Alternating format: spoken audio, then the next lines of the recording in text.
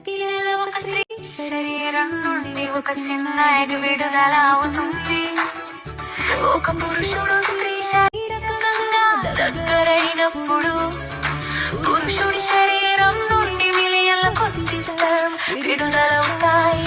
అవన్నీ ఆ ఒక్క ఎగ్ని కనుగొనడానికి ప్రయత్నిస్తాయి. కానీ ఒక్క స్పెర్మ్ మాత్రమే ఆ ఎగ్లోకి ప్రవేశించగలుగుతుంది. ఆ స్పెర్మ్ లోపలికి ప్రవేశించిన వెంటనే మరే ఇతర స్పెర్మ్ లోపలికి రాకుండా ఉండేందుకు ఎగ్ వెంటనే తన చుట్టూ తానే మూసుకుపోతుంది. ఎగ్ లోపల స్పెర్మ్ మరియు ఎగ్ నుండి వచ్చినది